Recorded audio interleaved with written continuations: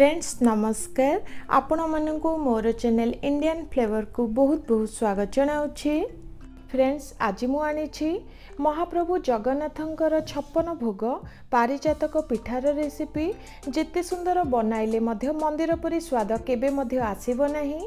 छोटिया गोटे प्रयास करिछि, आशा करूछि रेसिपीटी पसंद आसीबो। आज ही रेसिपीटी जदि पसंद आसे गोटे लाइक करदेवे, नुआ थिले आगो को नुआ नुआ वीडियो देखिबा पई चैनल टी को सब्सक्राइब करदेवे। तो चलंतु रेसिपीटी को स्टार्ट करिबा। फ्रेंड्स एठी मु दुईटी बड़ साइज पाचिला कदली को नेइछि। कदली रो चोपा को काढी नबा ओ एही परी भल भाबरे चिकन करी चकटी नबा।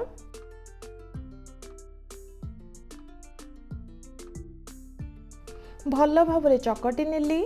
एठी देखंतु गोटे कप हेबो फ्रेश नडिया कोरो को नेइछि। एबे सेथिरे देई दबा। मिठा पाई एठी आधे कप हेबो गुड़ को नेइछि। देखंतु गुड़ को गुंड करी नेइछि, ताकू देई दबा। स्वाद हिसाब रे एठी आपण माने बेसी किबा कम परिमाण रे गुड़ को यूज करि परिबे। एबे कदली सह नडिया ओ गुड़ को पुनी थरे भल भावरे चकटी नबा ओ गोटे मिश्रण टिए प्रस्तुत करिबा। भल भावरे चकटी नेइछि। सुंदर बास्ना और टेस्ट पाई एठी देखंतु गोटे चामच हेबो पान मधुरी, अल्प केतोटी अलैच, लवंग और गोलमरीच को नेइछि। फ्रेंड्स हल्का टिके गुंड करी नबा। एबे मिश्रण रे देई दबा। ता सह स्वाद हिसाब रे आधे चामच हेबो लूण को दबा और गोटे चामच हेबो घी को दबा। फ्रेंड्स जेहेतु पिठाटी अटारे तैयारी हुए, माप हिसाब रे एठी मु 1.5 कप हेबो अटा को नेइछि, अर्थात गोटे फुल कप और आधे कप हेबो अटा को नेइछि। टिके टिके करी मिश्रण रे देई दबा और भल भाबरे सब को मिसाई गोटे चकटा टिए प्रस्तुत करिबा।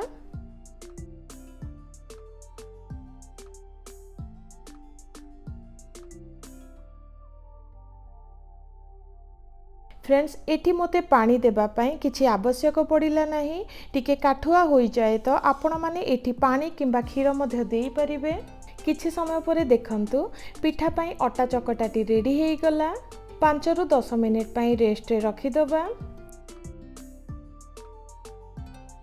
प्राय 10 मिनिट परे देखंतु हल्का टिके नरम लागुछि। हाथ रे अल्प टिके घी को लगाई आपण माने जेतिकी बड़ चाहू थांती पिठार साइज को रखिबा पाई से हिसाब रे एही चकटा को नेबे। देखंतु एही परी दुई हाथ रे गोलिया शेप रे करि नबा ओ हल्का टिके प्रेस करी पिठा सब को गढ़ी नबा।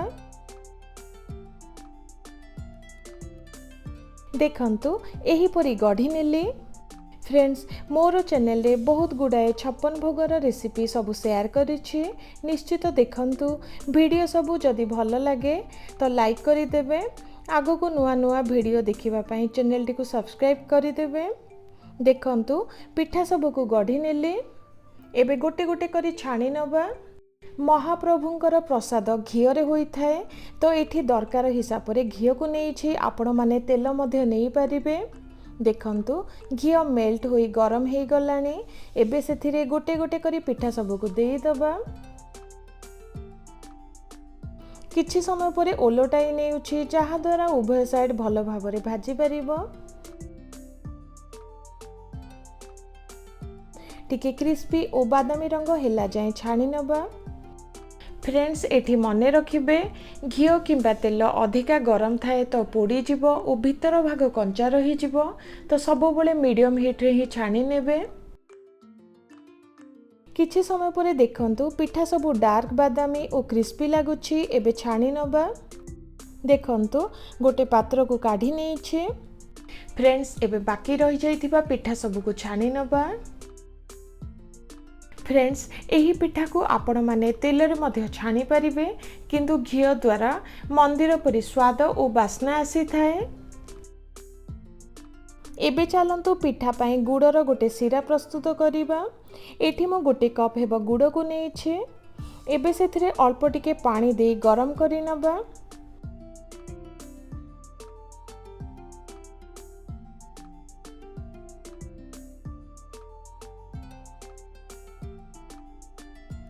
फ्रेंड्स किछि समय परे चेक करूछि। देखंतु टिके अठालिया लागुछि।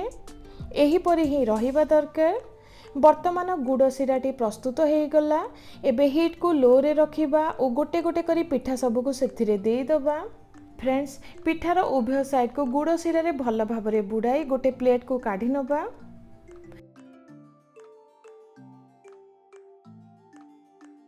फ्रेंड्स, यही रेसिपीटी खूब कम समय रे घरे थिबा सामग्री रे ही बनाई पारिबे।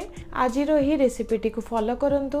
महाप्रभु जगन्नाथंकर छप्पन भोग को घरे बनांतु और एहार मजा नियंतु। देखंतु वर्तमान आमर छप्पन भोग पारिजातक पिठाटी रेडी हो गला। आशा करुछि रेसिपीटी पसंद आसीथिबो। निश्चित ट्राए करिवे, केमिति लागिले निश्चित शेयर करिवे। रहुछि, नमस्कार।